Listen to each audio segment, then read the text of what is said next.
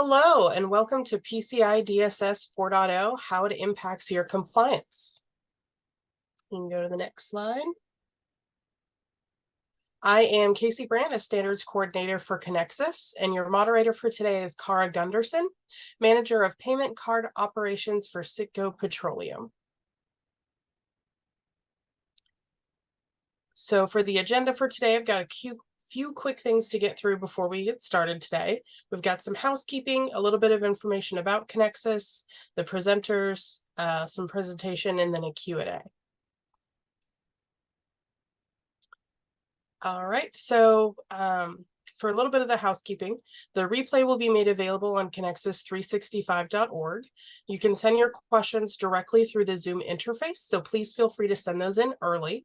And PCI credits are available for qualifying live events, so please contact us if you're interested in that. So this disclaimer is just a slide our lawyers make us put in, that the views and opinions are solely of the speakers and not of Conexxus. All right, so a huge thank you and shout out to our 2023 annual sponsors at Conexxus. The extra support is really appreciated and allows us to continue the work that we do on behalf of the industry. So a little bit of information about Conexxus. Conexxus is a nonprofit technology organization. Our members really do the heavy lifting. We provide a neutral forum where retailers and vendors can network and come together to create standards and solutions that are beneficial to our industry. We educate through white papers and events like this one at Conexxus365. And we advocate on a technical level at other organizations to help steer the conversation around standards and policies so that changes don't negatively affect your business. Okay, so Conexxus365 is an educational webinar series with monthly webinars. So make sure you're subscribed to our email list and that you check the website to be notified of future webinars. We'll be having our quarterly Connect with Conexxus event next month on September 7th. And so contact us, make sure to look for us on LinkedIn, look for Conexxus.org. And now I'll turn it over to Cara Gunderson to introduce our speaker for this event. Thanks, Casey. Today we are very, very excited and honored to have somebody like Mr. Glavin here with so much experience. He's Executive Vice President of K3DES, and Howard is very involved in Conexxus, as I am a volunteer as well. And Howard is very, very knowledgeable in the space. So we're thrilled again to have Howard. So Howard, I'm going to turn it over to you, and thanks for all that you're sharing today. Thank you, and welcome everyone. I hope you can see my camera. If you can, it's just an ugly old man sitting in front of a computer screen. So envision that. My process today, I'm going to explain a little bit about myself. I've been around and doing computer security for a very, very, very long time. Published my thesis back in 1976. We'll stop that. 8 of us, when I was a member of the FBI, started what is the FBI cybersecurity group, cyber forensics, and all of that. Came out and then retired out of the FBI and been involved in the private sector and cybersecurity ever since. I am now the executive vice president with K3DES and managing the PCI practice globally around the world. Prior to K3DES, I did it for a company called Internet Security Systems. They got acquired by IBM.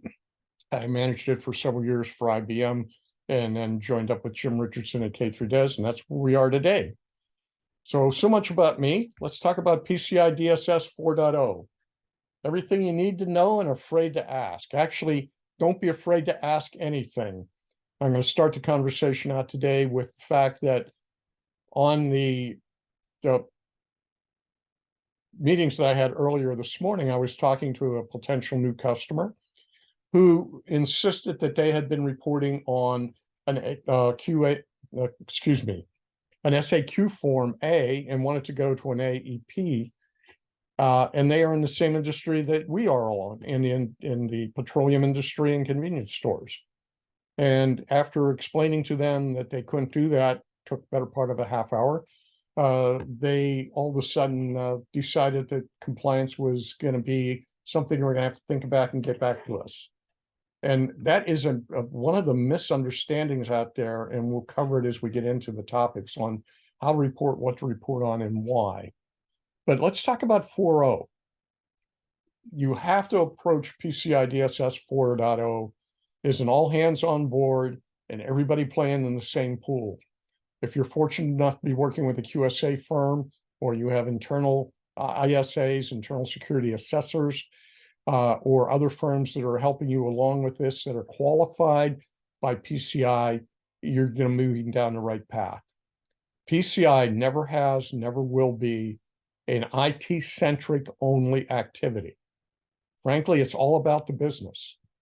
It deals with the business processes, business activities, and ensures that those processes allow you to continue to do the business the way you want and are done in then a compliant manner. Hitting the bullseye for PCI DSS 4.0 is an arduous journey.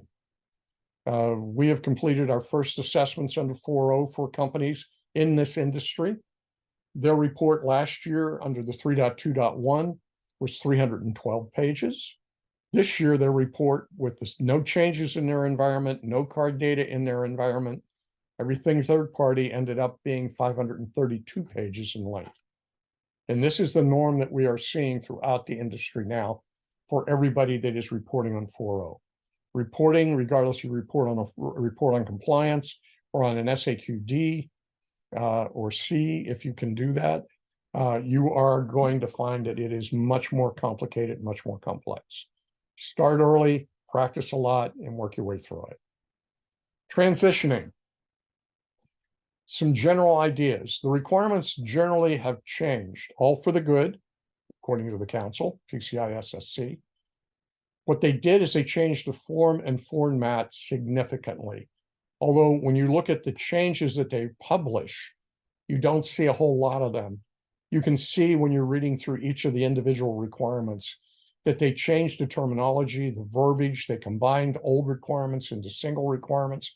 They moved requirements from different sections and requirement numbers together to make it more fluid and more realistic into how business actually occurs. Almost every requirement at the lowest level has changed. The length of the report, we've already talked about, that has changed substantially. SAQs. The old SAQD used to be about 36 pages in length. Right now, with nothing entered into it, it's over 130 pages in length. And let's talk about just SAQs in general. Everybody's of the opinion that if I can do a self-assessment questionnaire, that's with or without assistance from a third-party QSA firm, that it's much easier, much faster, much less complicated, yada, yada, yada. That really isn't the case. The evidence that you need to be able to prove that you answered the question correctly on the SAQ form is identical to the exact same data that you would have if you were submitting a report on compliance. The only thing you are doing is checking a box and saying that the evidence exists instead of having to put a narrative in or a document number or a configuration number or a sample set number or an observation number into the report on compliance. They do in PCI DSS talk about a new methodology. If you feel like you cannot or do not want to meet a requirement, you can create a custom approach. For the sake of this discussion, let's just talk about custom approaches. And we'll use for the argument that you, on a custom approach, don't want to do scanning or pen testing, both in requirement 11, and one's 11.3, the other one's 11.4, under the numbering for PCI DSS 4.0. In 3.2.1, they were 11.2 and 11.3. You can develop your own custom approach. For those of you that understand what a SOC control is, that's what you're writing. So before you can even commence your assessment, you've got to develop, design, test, ensure that the control that you're writing will work and function, have all the test results from it, and can show that it is historically going to be able to stay in place and function as designed. Then you contact your QSA firm to start the assessment work. They're going to come in and do the exact same thing. What will happen is that if you wrote that one custom control, the QSA firm generally for that one particular requirement would spend with probably 2 or 3 QSAs, and your staff, all the members of your teams that are working so that you did not have to meet those requirements of scanning and pen testing, and all the people involved with the new control, spend about 2 to 3 weeks on your site to validate that the new control is functional, operational, repetitive, provable, and that the evidence is going to be there throughout the life cycle. Even in the largest financial institutions that we work on as a company today, they are not writing custom controls or custom approaches. Their compliance, their risk departments are not mature enough to be able to handle it. The cost of doing it is prohibitive. And PCI DSS 4.0 does allow for compensating controls, like it always has. So think about staying away from custom controls and custom approaches. And when I talk about big companies, I'm talking about really, really big banks and large financial organizations that transaction globally are unable right now to meet this custom control approach. Let's talk about alphabet soup for a moment here. And there's some new things and some old things. A TRA. In the old assessment process, the TRAs ran with the idea of, or ran under the name of a risk assessment. Under 4.0, they dropped that risk assessment and created 10 total targeted risk analyses. Each of these risk analyses are specific to a particular thing. Most of them, if not all of them, deal with frequency for which you're going to do something. And we'll talk about that a little bit later on what the TRAs actually get you involved with. Point of interaction devices. These are POS devices, point of sale, pin pads, things of that nature. Be it the card swipe reader on the pumps or the devices on the cashier's counters and that. Network security, excuse me. Network security controls. Network security controls are these in the past have been called firewalls and routers. Now they have broken out to cover everything that is used in your network security controls. On average, you're going to have about 17 or 18 items, and those 17 or 18 items, you're going to have to review them for configuration, settings, rules twice a year and move on. And your firewalls and routers are part of them as well. COTS, commercial off-the-shelf software, file integrity monitoring, FIM, CIO, CICS, which is a mainframe for the larger companies who are still dealing in the mainframe world. CICS sessions run on the mainframes and bypass, in general, a lot of the security controls. Network security controls, I got it in there twice. Geez, it must be important.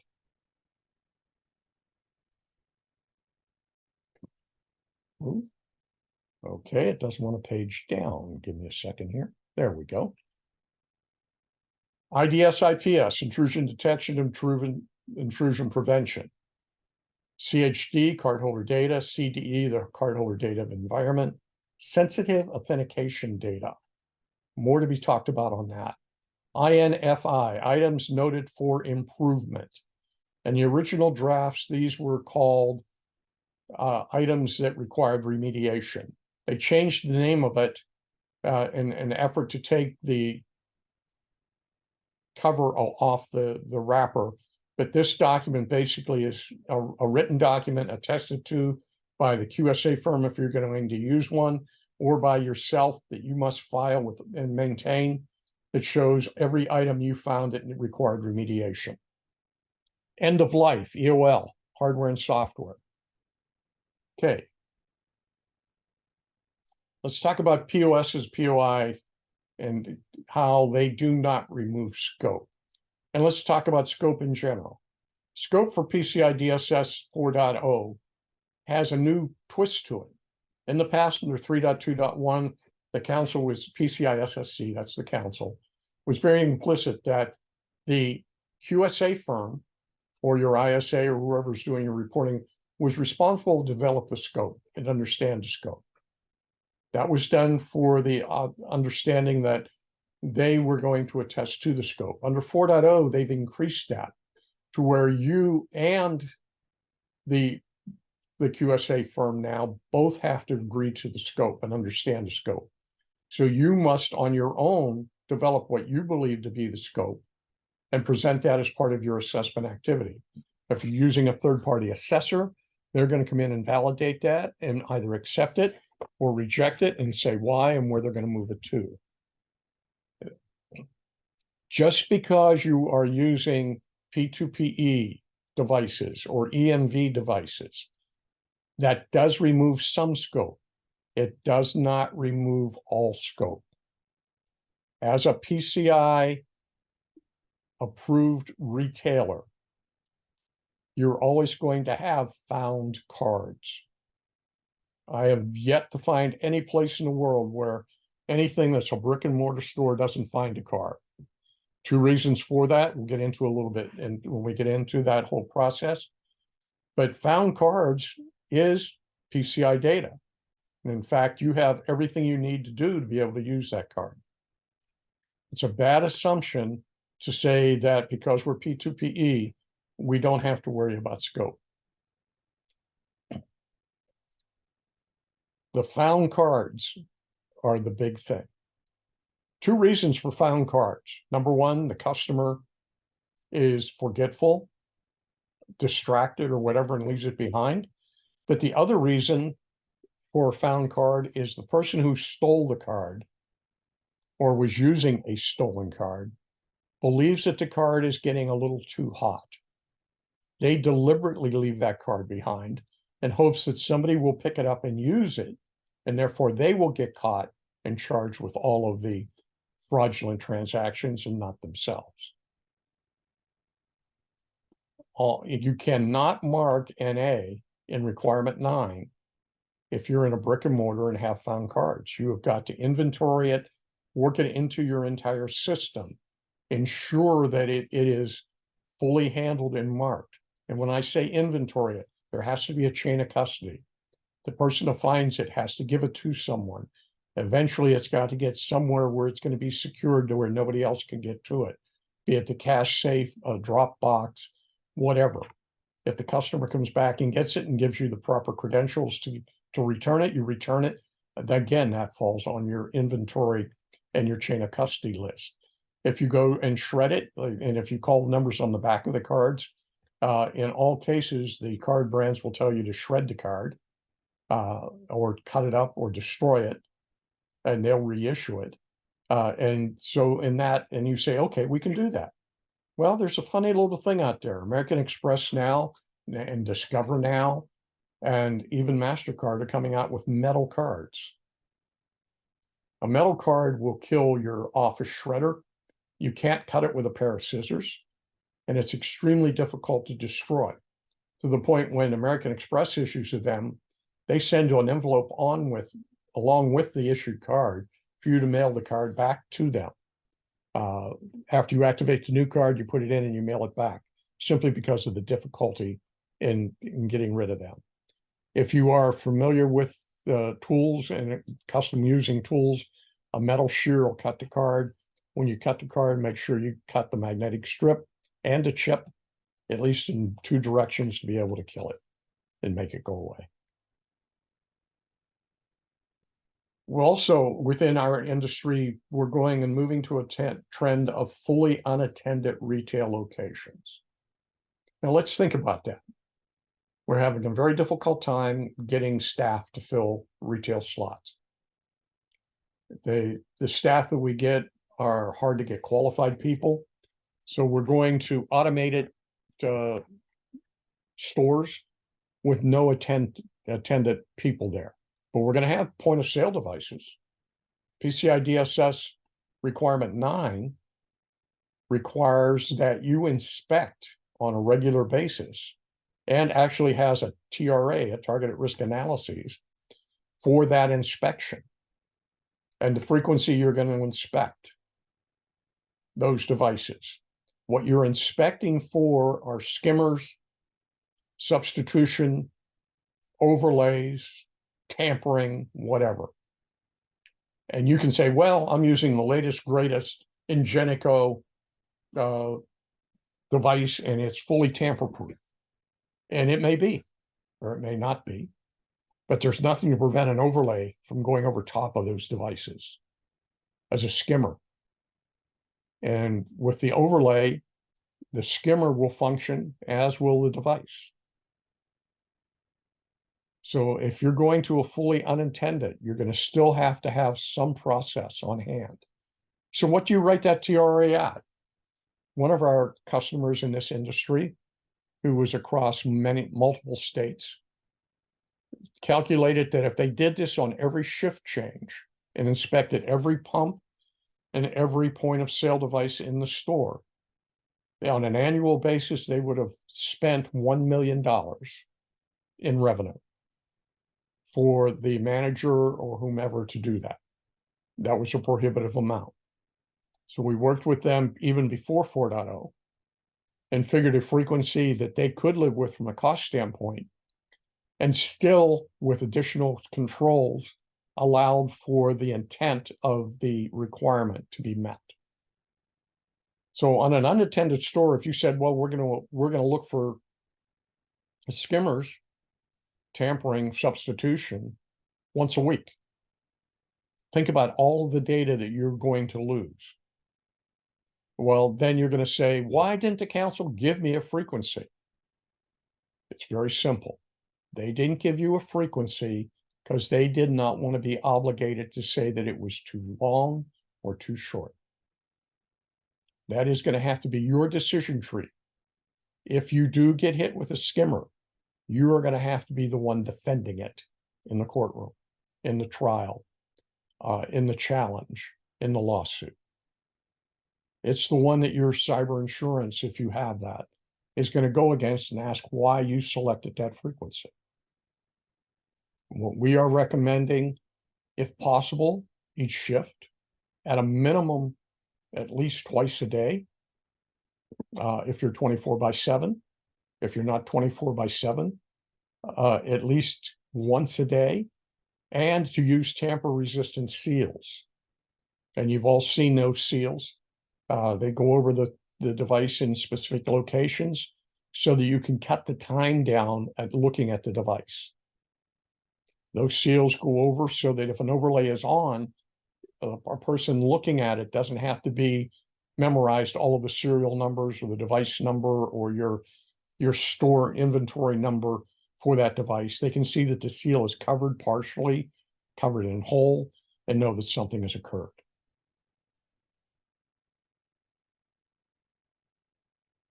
TRAs, and we'll start with the TRA for anti-malware.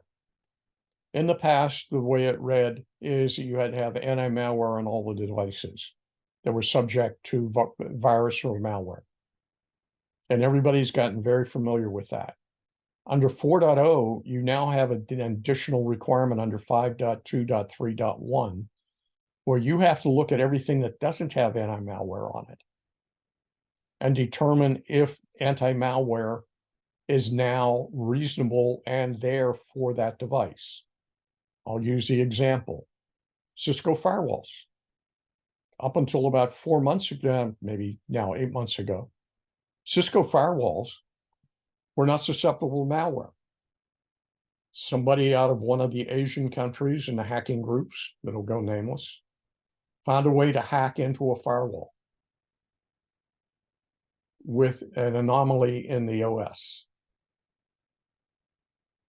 and did that. Now malware is available for those brands of Cisco firewalls. And this frequency that you're going to do is how often am I going to review my routers, my switches, my mainframes, all of those devices that are appliances within my environment that do not currently have malware, to see if it is now reasonable and should be installed. Target risk analysis for the user management and application accounts. Account misuse and abuse. The 9.5 for POI inspections, point of interaction. That's POSs, swipes, all of those. Pin pads, that whole period. the frequency for which you're doing periodic log reviews. Periodic log reviews under 4.0 require not only automated reviews, creating alerts, but deep dive reviews. Everybody thinks that's a change. It really wasn't. They just did not spell it out substantially clear enough in 3.2.1 or the previous versions to allow that to be fully understood. And that's one of those subtle changes that they made. Application vulnerabilities. Application vulnerabilities in 11.3.1.1. These are generally found and discovered by vulnerability scans. And they deal with highs and criticals. Under 4.0, there is an absolute hard reference back to requirement 6.3. 6.3 deals with all patching and patch management and says that you must patch everything within your dedicated patch management policy, which you're going to create out of your 11.3.1.1 TRA. And we'll use some examples here. So I'm going to patch everything in my highs and criticals, and we'll just use the PCI SSC's requirement of 30 days. And for all my mediums, I'm going to go, sake of argument, I'm going to go out to 90 days. And for all my lows and informationals, I'm not going to touch them. And I have seen companies write their process that way. The next question is, where is the justification for not patching? Because that's what that TRA has to have. It has to have the justification for why you're taking the stance that you're taking. So under the TRAs, you have to have reasonableness for any type of patching and patch management. It's got to be done at a time frame so that you are not opening yourself up to the risk of somebody exploiting that vulnerability. Every day in the news, you see new vulnerabilities come out. Every day in the news, you see a new breach occur. Make sure when you write the 11.3.1.1 that you put reasonable times in and have a willingness and an ability to justify those times if and when you have to stand up and before somebody to ensure that you've done it in your due diligence. Browser code protection, 11.6.1. You've got to protect your code now in your browser so that it can't be defaced, changed, modified, and protected there. 12.3.1, I love. It's a unique one. And it says that you have to look at all of the other 9 and ensure that they're all reasonable and what the frequency is you're looking at that. 12.3.2, if you're going to use custom controls. Now, we already talked about the customized controls. We highly recommend no one try them. If you feel fit and you want to go down that path, then you have to have a TRA for that as well. 12.10.4.1, the frequency of the incident response training. And they do mean training. It's not just the testing, it's the training of everybody on that team. Appendix 2 in the requirements actually shows all of the elements of each of the TRAs. Okay, PCI 4.0 has a requirement for formal assignment of each of the 12 requirements. Out of the 12 requirements, absolutely requirements 7 and 8 should have no ownership of this formal assignment in the IT area. Requirements 7 and 8 deal all around user management, user access. These are all business entities. So now we have ownership. In larger companies that have been, and we've worked with, that are now found to be PCI 4.0 compliant, ownership split about 50-50 between the business and technology. And we're moving forward from that. Scans, quarterly scans, internal scans. This is one that all of us QSAs push back on and could not get it to go the way it was in 3.2.1. In PCI 3.2.1, the way it worked is that you were to have the last scan to be a pass scan, and you should have 4 pass scans. But we were not permitted to hold the report up as long as the last scan was a pass scan. Under 4.0, we are not permitted to issue the report until you have 4 consecutive passed scans. Think about that. 4 consecutive passed scans. Several things are going to be required. In requirement 11.3 for the internal scanning, it's going to be authenticated scans, not unauthenticated scans like in 3.2.1. The number of vulnerabilities you're going to find are going to go up exponentially.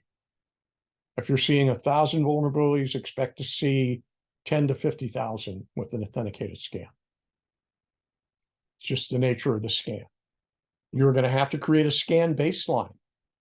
As soon as you conclude a past scan within the quarter, you're going to have to create a new baseline.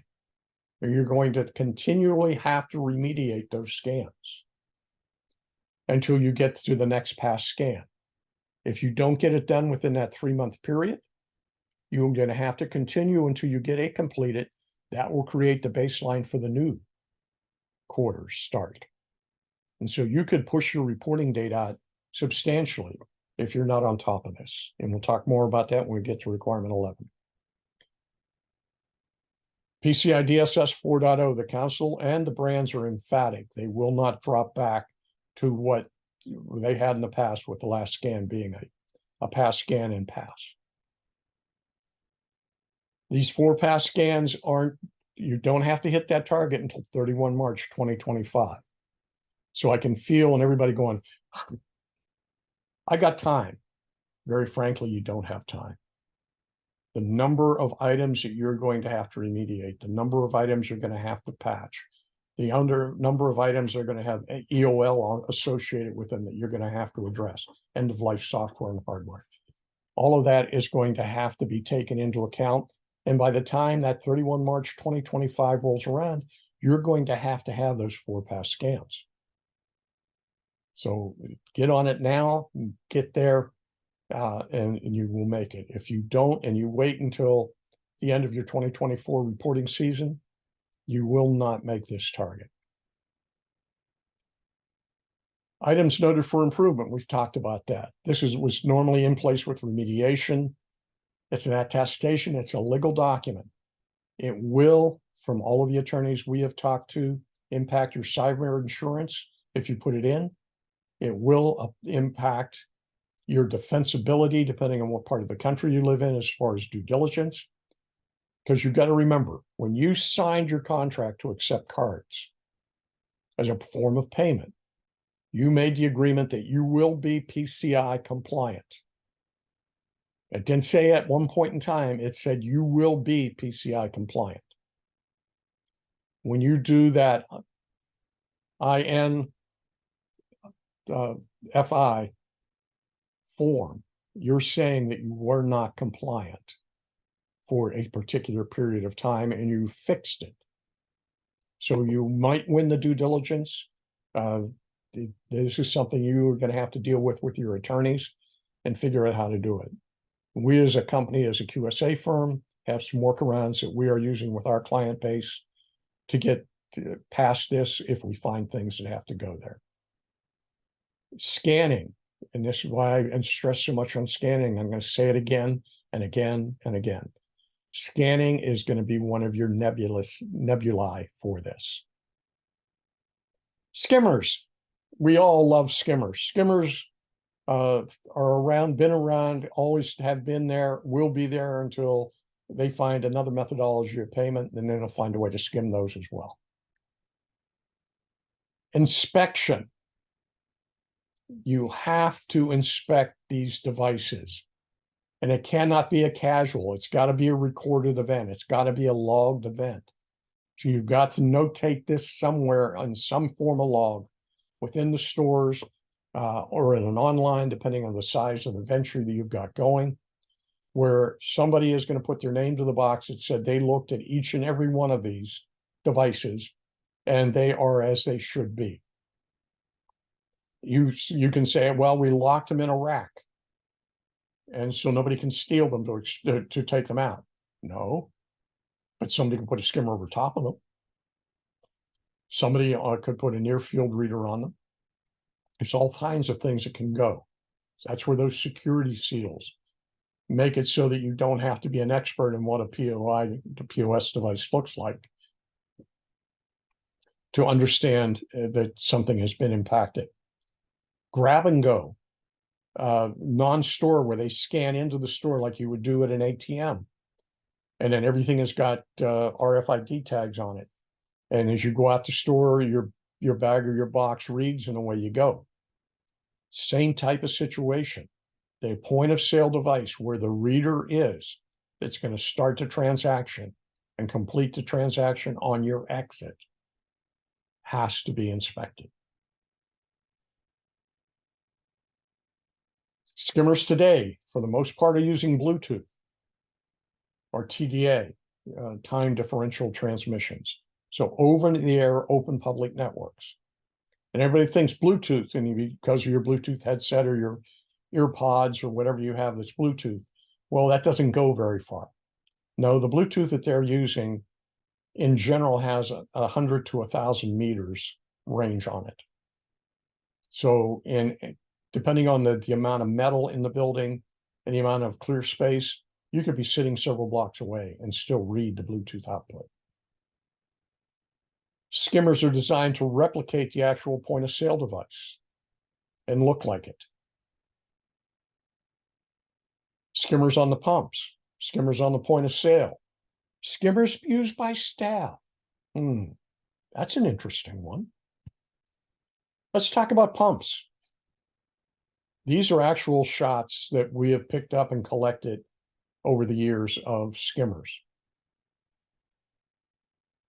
The one on the left, skimmer, you can see it. It's just a plug in on top of the original reader.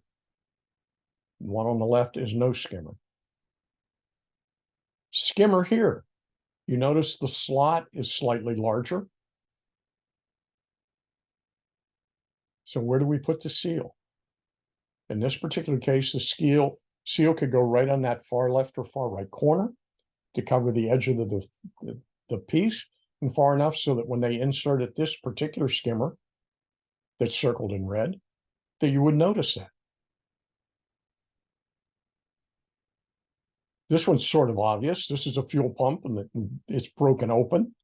That should be a clue to the person using it that they're not to use it.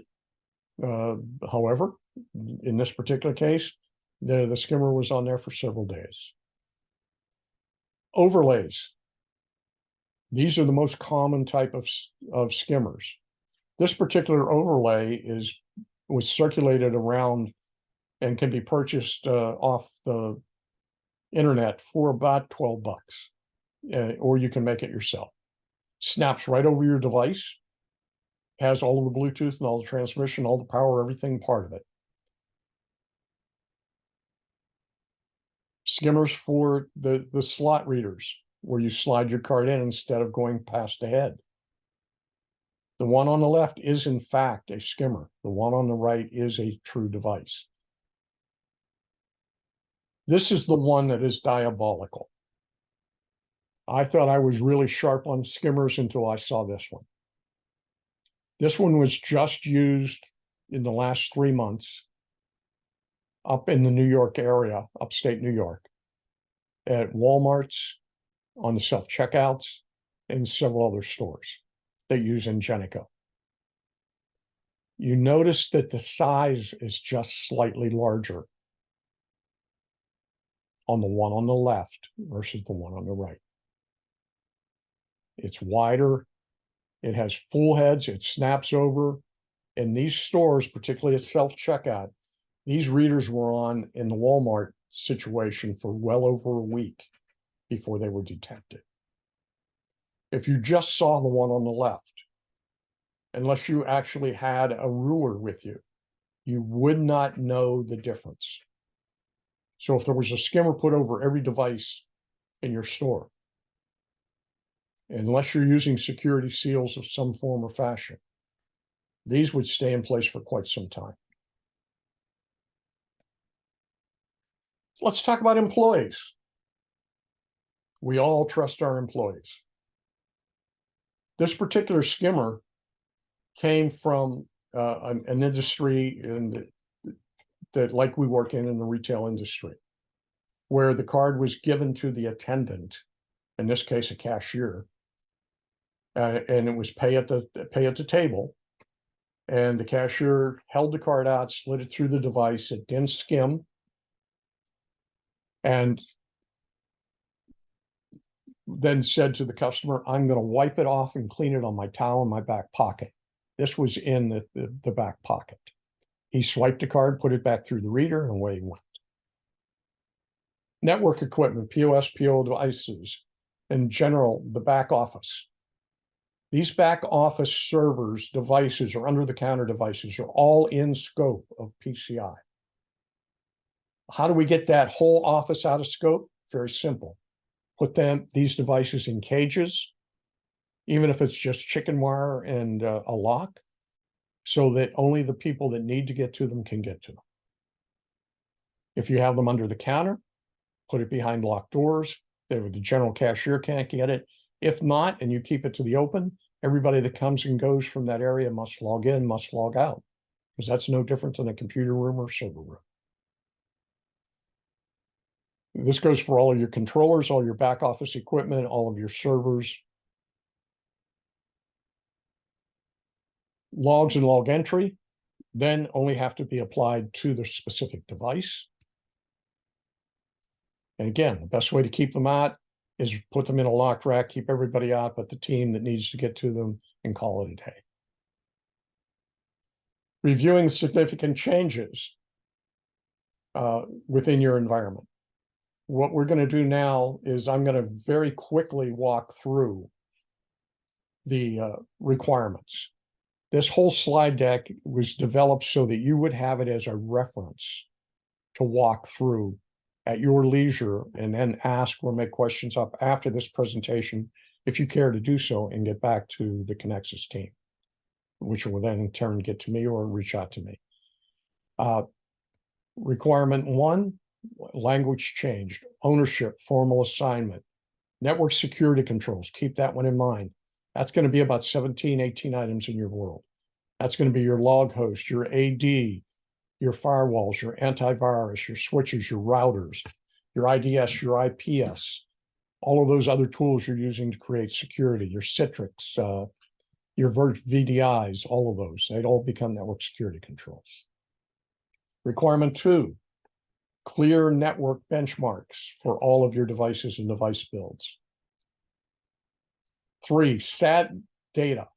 Be careful here. Sensitive authentication data, generally the PIN block or CVV value. If it's held in memory prior to authorization, it's got to be encrypted. So that's going to require application change. The ability to copy and paste PAN out of the when you're coming in through remote access. It's got to be prohibited except for those that have an explicit need to know. The easiest fix to this is create user groups so that the only people that can do that and see full PAN are those that have the ability to cut and paste it anyway and call it a day. Trying to do this with application change is going to be costly and time consuming.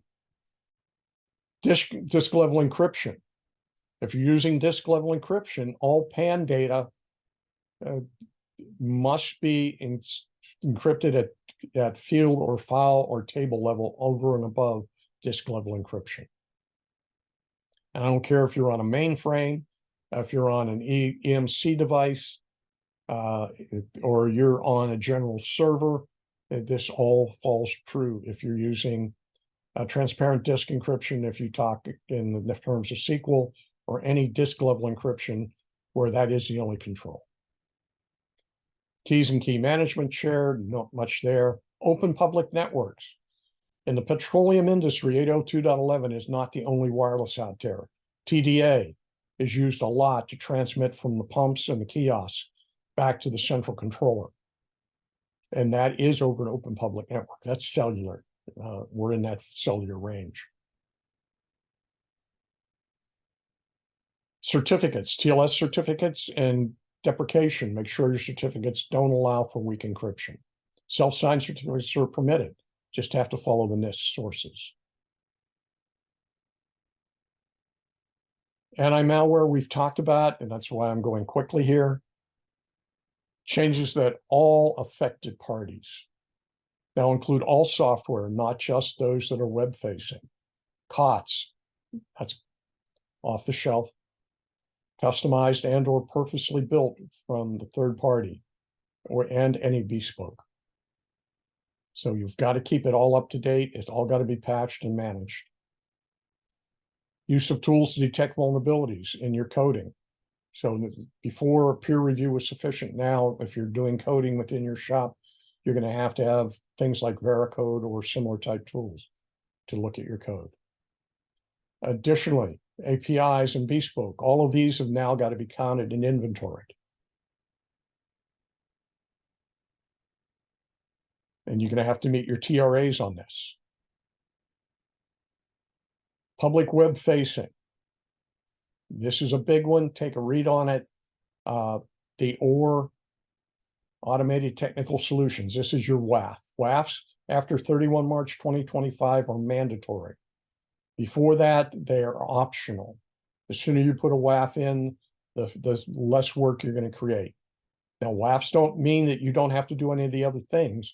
WAF is just a tool to help you reduce your workload. Inventory of all scripts. These apply to anybody that do all of their programming in-house or have it third-partied or buy COTS and then modify it. Changes to, excuse me, roles and access. Requirements 7 and 8 are all about getting to and getting away from. All of these lists are going to have to be reviewed, including if you have customers that are accessing your inventory and your card holder data environment. Now, a customer is different than a consumer. The consumer is the individual that owns the credit card. The customer is that business that you are processing on behalf of or helping. So if you're you have franchisees and they're all going through your system, your franchisees become your customer. Addresses the exceptional use of shared and generic accounts. The best thing on shared and generic accounts is never use them. And then the exception to that is you always have to have root. And in the case of most Microsoft, you have to have an admin account, even if it's only for disaster recovery. And so you've got to protect that and make sure that all of those rules are obeyed. Passwords and service providers. They have to have non-repudiation, meaning that they are not allowed to have the same ID for all of their companies they're servicing. They can have the same ID, but they have to have different passwords for each. If passwords and passphrases are used, they have to be 12 characters or more. Think about that. 12 characters or more there, and MFA, multi-factor authentication, both required. Authentication factors. So here we go into the MFA. Let's go down to requirement 11 real quick here, because I want to talk a little bit more about the vulnerabilities and the risk rankings. 11.3 requires that the vulnerability scans after any significant change. Anytime you change operating platforms, that would be a significant change. Remember that you are responsible to have everything patched. You're going to write a TRA. If anything goes to donkey dust, you're going to be out there and on the limb for it, and justifying why you left it as long as you did, whatever you write it to. Don't be crazy and have everything patched in 20 days because you won't meet it. But don't be so ambivalent that you say, well, we're going to patch it every 2 years. That won't work either. It's got to be something that has reasonableness associated with it. Okay, requirement 12, I'm going to skip over, other than the third-party risk assessment, the third-party service providers, I should say, and be careful with them. All of your third-party service providers have to agree in writing that they're going to be PCI compliant. You have to tell them they have to be, and the contract language has to have that in it. They must create a responsibility matrix on what they were responsible for, what you were responsible for individually, and what you are jointly responsible for. In the past, it was only an AOC, an attestation of compliance, and now it's there. Custom approach, stay away from it. And that brings me down to, here we go, Q&A. Thanks, Howard. That was a lot of information, and we've got a lot of great questions here. First of all, we had a couple questions asking, where can we find copies of the slide deck? Where can we obtain a copy of the recording? And so I believe that is going to be the same place that you registered, which is at Conexxus365.org. And Casey, can you confirm that, please? Yes, so it'll be at Conexxus365.org, and then in the exact same place where you registered, that will also have the on-demand video along with the PowerPoint presentation. Great, thanks, Casey. We had another person ask that they are in need of a consultant to help them with their PCI item and really overall help them organize their overall assessment. And so the PCISSC.org has a list of PCI certified qualified security assessors that you can find and find one that's in your region that is in your area as well. Howard, do you have any further instruction on that? To me, and we can offer assistance as well, or we'll point them to somebody. Great, great. You had just talked about the third parties, and if you're assessing as a merchant on 4.0, is an attestation of compliance from a third party that's on the previous version 3.2.1, is that acceptable? Depends on the date of that attestation. 3.2.1 is compliant up to 31 March 2024, less the future dated items, which are 31 March 2025. So if your report is post 31 March 2024, but your reporting period started before that, it may or may not be acceptable depending on the date of it. So if you're reporting, say, in June or July of 2024, and their AOC was current up until December, no, they would have to have a new one. But it all goes by the date. And the 2024 year is going to be a mess. Do the best you can, and your QSA firms or a consulting firm will help you out on to make sure that you're getting the right document. Remember, an AOC is only good for 12 months. Yep. So if they report it on 30th of March 2024 under 3.2.1, slipped in just under the wire, that's technically good for the next 12 months up until 30 March 2025.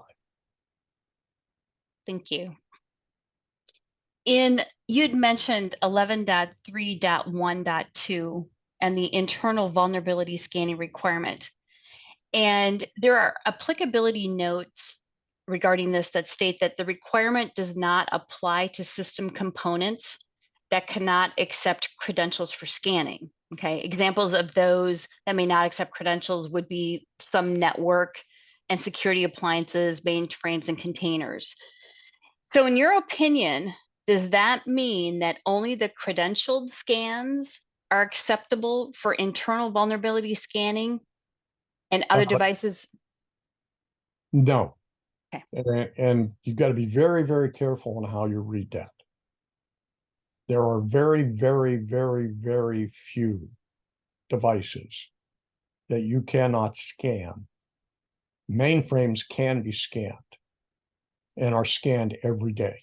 I don't care if it's an HP Nonstop, an Amdahl, Unisys, an IBM ZOS, an iSeries. You've got to remember that within the mainframe, most people now are running servers on top, be it Microsoft or Unix on top of it. They actually run at the application layer of the mainframe. So if you go to your stack and your series, it's running at the application layer and not at the OS layer. Okay. And those always can be scanned. The Okay. only appliances that I am aware that you can't scan are a few devices made out there that are blind to the network and black boxes.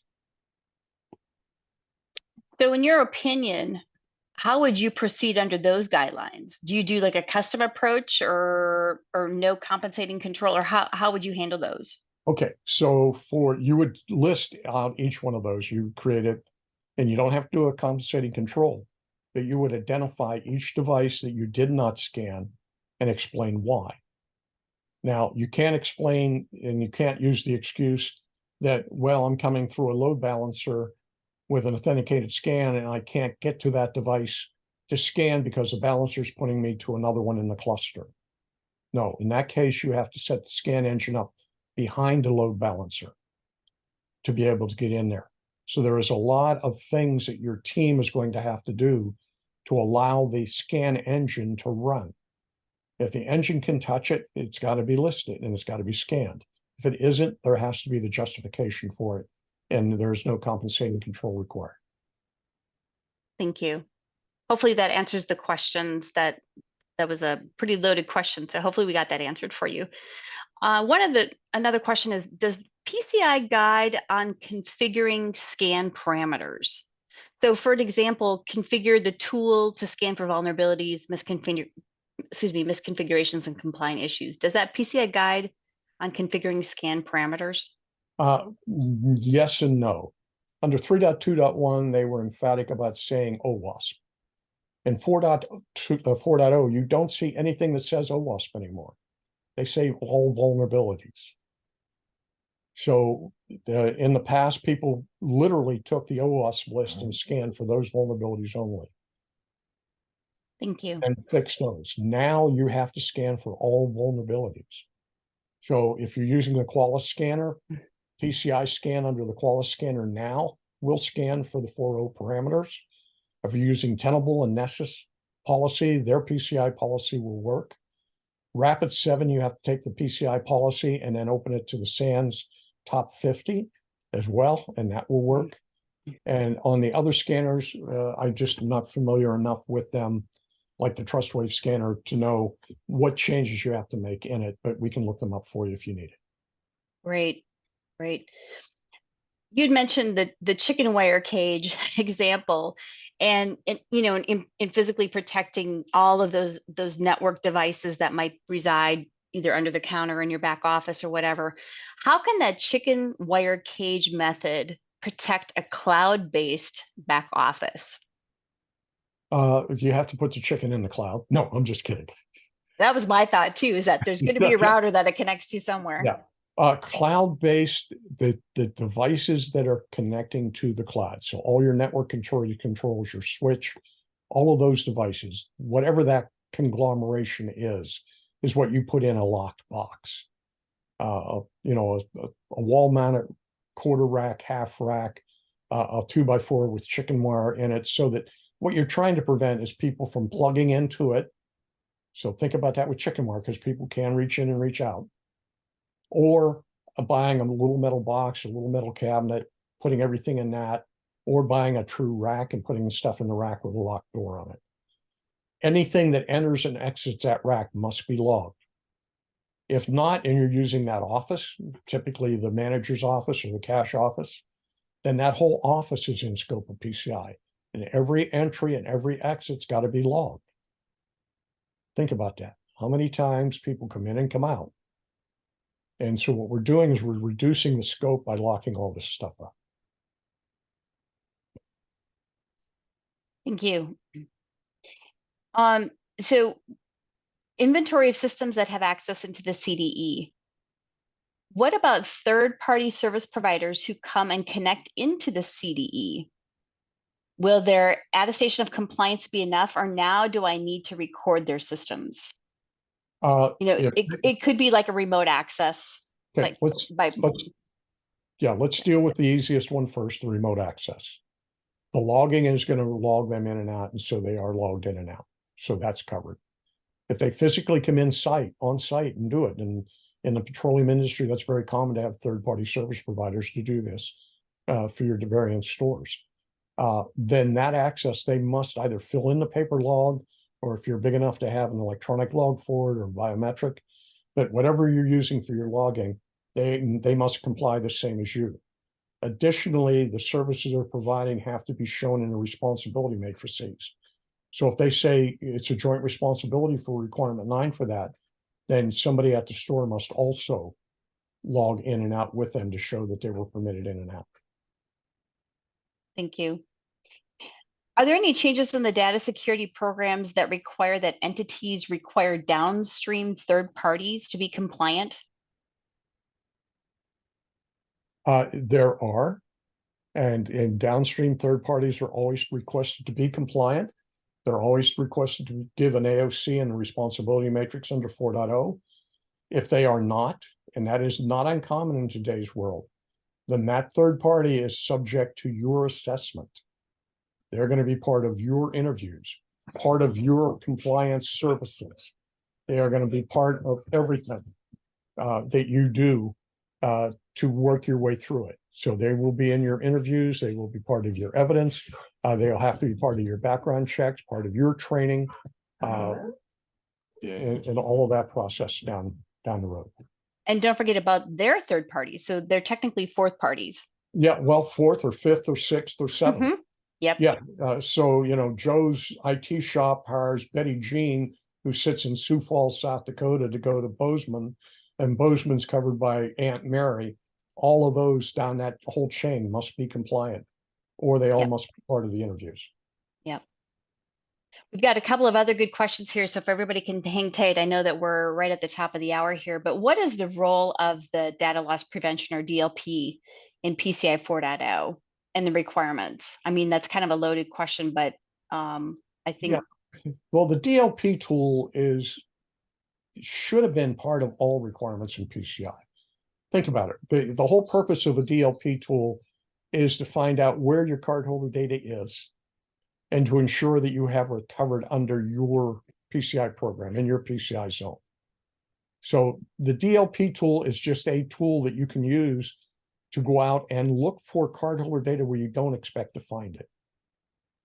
Perfect example, email. American Express occasionally will send you card data through email, particularly with potential fraud cards, unencrypted. Now, if you don't take some step with a DLP tool to push that to a secure mail, that puts your entire mail server in scope. There's not a QA firm in the world, QSA firm in the world, that wants to go through somebody's email and make every device and everything else PCI compliant within it. Physical impossibility. So the DLP tool is used to control and help you develop your scope and help you define where you have scope, because everybody knows where they're putting card data for sure. They don't know where it goes. They don't know that, the back office people that are doing fraud and fraud investigations create an Excel spreadsheet with potential fraud cards on it, and they're storing it on a file share on the Z drive that has nothing to do with PCI scope. Well, now that server and everything connects to it is in scope. Yep. Have you seen any EMV skimmers out there? Contactless? I'm sorry, could you ask that one more time? Sure. Have you seen any EMV skimmers? Oh, yeah. I mean, I think we've seen them certainly in the ATMs as well. Contactless is not they're really easy to do. It's just another overlay chip that they literally are putting on with sticky tape or super glue. Yep. They're out there. Are you aware of any attention being given to the mobile driver's license implementations and the handling of that private data over Bluetooth? Obviously, we know that the mobile driver's license is not a payment card, but it possibly could be at some point, or sensitive authentication data of some sort. It's all PII data. That's a whole different world. I am familiar with it, and we delve into that and help with that. I prefer to take that as a one-off so that we can handle the card data stuff for this. Yep.